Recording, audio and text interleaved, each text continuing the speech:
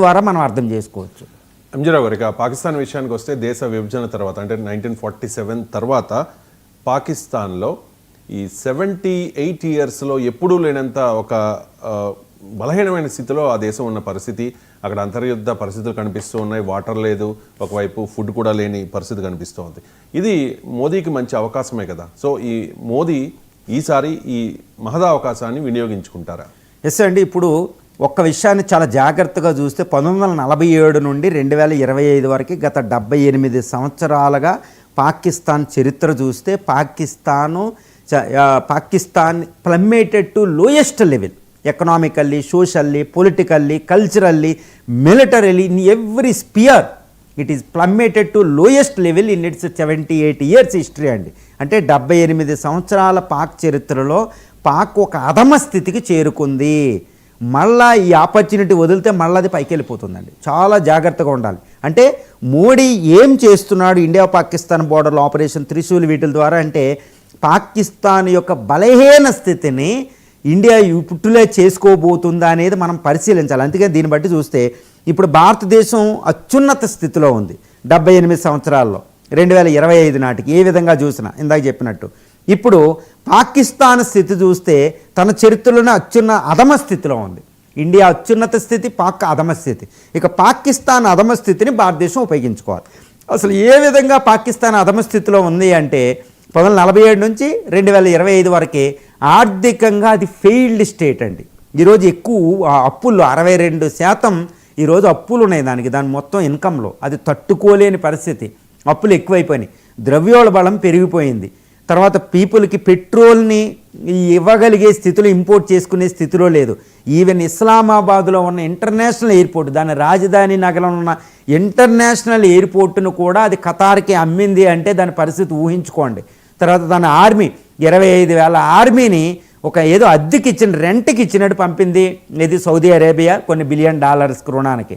తర్వాత దాన్ని FATF grey లిస్టులో పెట్టడం జరిగింది. ఒకే పొలిటికల్గా చూస్తే ఒక్క పొలిటికల్ పార్టీ, ఒక త్రిబుల్-P పొలిటికల్ పార్టీ చూసిన, ఈ ముస్లిం లీగ్ పొలిటికల్ పార్టీ చూసిన, పాకిస్తాన్ పీపుల్స్ పార్టీ చూసిన, ఏ పార్టీ చూసినా, ఏది నవాజ్ షరీఫ్ పార్టీ చూసినా ఏది కూడా దేశాన్ని నాయకత్వం ఇవ్వలేని పరిస్థితి. ప్రజలు నమ్ముతలేదు. ఆర్మీ కూడా దారుణమైన స్థితి, అది కూడా నమ్మకాన్ని కోల్పోయింది. అందుకని ఇప్పుడు పాకిస్తాన్ చరిత్రలో ఒక ఆర్మీయో ఒక ప్రజాపాలన ఏదో ఒకటి రెండు ఉండే. కానీ ఈరోజు రెండూ ఉన్నా కూడా పాకిస్తాన్ రూల్ చేయలేని పరిస్థితి, అదే అధమ స్థితికి చేరుకుంది అని చెప్పొచ్చు.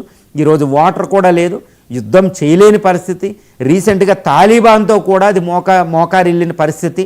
తర్వాత ఇంకోటి ఏంటంటే ఇంటర్నల్గా కూడా దారుణమైన పరిస్థితి ఏంటంటే బలూచిస్తాన్లో తిరుగుబాటులు జరుగుతున్నాయి. 40% టెరిటరీలో దాన్ని నిలుపుకొని పరిస్థితుల్లో ఆర్మీ ఉంది. North Western Frontier Province Khyber పఖ్తూన్ఖ్వాలో తిరుగుబాటులు జరుగుతున్నాయి తెహ్రిక్ తాలిబాన్ పాకిస్తాన్ ద్వారా. దాన్ని ఆపలేని పరిస్థితిలో ఉంది. తర్వాత సింధ్ పంజాబ్ ప్రావిన్స్లో కూడా అశాంతి ప్రబలుంది, దాన్ని ఆపలేని పరిస్థితి ఉంది. ఆర్మీ ఏం చేయాలో పరిస్థితి. తర్వాత చూస్తే డబ్బు లేదు.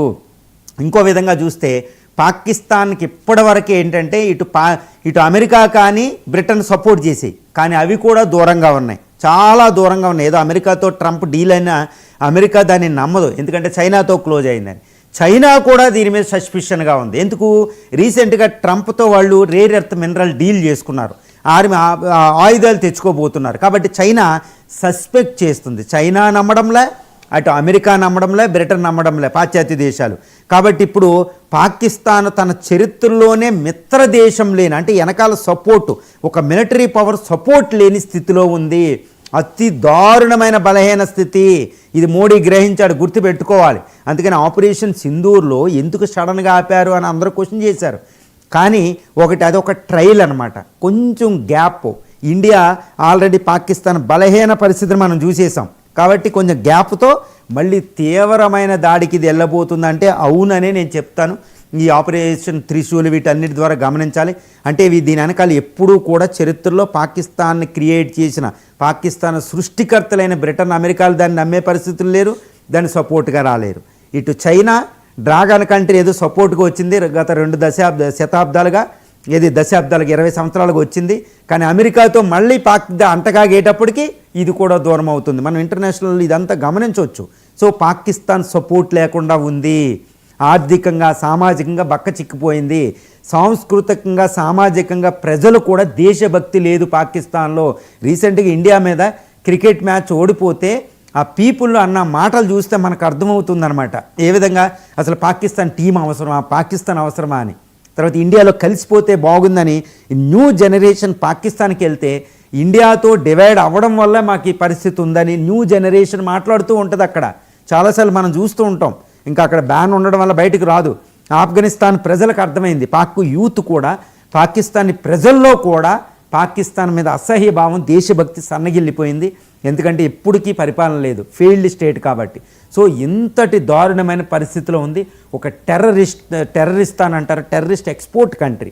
India is IT export country. అది ఇంటర్నేషనల్ టెర్రరిజం, ఐటీ అది కూడా IT export, but international terrorism అది ఒక న్యూ ఐటీ. ఇంత అంటే పాకిస్తాన్ దీన స్థితిలో ఉంది, అతి బలహీనమైన పరిస్థితిలో ఉంది. ఇండియా అత్యున్నత స్థితిలో ఉంది. So this is the biggest opportunity for India to get the PoK back. అంతే, బలిసిస్తాన్ని డివైడ్ చేయడం, పాకిస్తాన్ అస్తిత్వం అంటే బ్రిటిషు అమెరికా క్రియేట్ చేసిన మనకు ముళ్ళ కిరీటాన్ని తీసి పక్కన పెట్టి ఇండియా పూర్వ వైభవానికి ఉన్న ఒక అడ్డంకిని, ఇస్లామిక్ అడ్డంకిని మొత్తం తీసి, అంటే మతోన్మాదం అంటారు, ఒక మతం అని కాదు, ఈ మతోన్మాదాన్ని తీసి బంగాళాఖాతంలోకి విసిరేసి భారతదేశం ప్రపంచ సూపర్ పవర్ అవ్వాల్సిన అవసరం. అంటే అఖండ భారత్ అంటే నేను అనేది ఆర్ఎస్ఎస్ బీజేపీ అఖండ భారత్ అంటలేదండి. మన బ్రిటిషోడు మన మీద కుట్ర చేశాడు. ఒక మౌర్య చంద్రగుప్తు టైంలో చాణుక్యుడు మాట్లాడిన అఖండ భారత్, మళ్ళీ ఆఫ్ఘనిస్తాన్ వరకు మన భారతదేశం ఉండాలి, ఓకే, బంగ్లాదేశ్ ఇవన్నీ కలిపి ఉండాలి. అట్లీస్ట్ డైరెక్ట్ పరిపాలన కాదండి, మన కంట్రోల్లో ఉండగలిగితేనే మనం భారతదేశం అవుతాం. చూడండి, ఒక పెద్ద భారతదేశాన్ని, ఒక ప్రపంచ పవర్ని, ఒక శ్రీలంక, ఒక మాల్దీవులని ఒక చిన్న కంట్రీలు బెదిరిస్తున్నాయి. ఒక నేపాల్ బెదిరిస్తుంది, ఒక చిన్న చిన్న దేశాలు బెదిరించి, ఒక బంగ్లాదేశ్ బెదిరిస్తుంది. ఎందుకు ఈ పరిస్థితి అంటే వెనకాల సపోర్టు. సో ఈ బెదిరింపులు ఉండకూడదంటే వాళ్ళని మనం చాలా జాగ్రత్తగా కంట్రోల్ చేయాలి. నాట్ ఓన్లీ టెరిటరీ అని కాదు, అది అఖండ భారత్ అంటారు. ఎందుకంటే అమెరికాలో కంట్రోల్ చేసుకునే కదా అక్కడ సూపర్ పవర్, రష్యాలో కంట్రోల్ చేసి చైనా కూడా చుట్టుపక్కల ఊరుకోదు.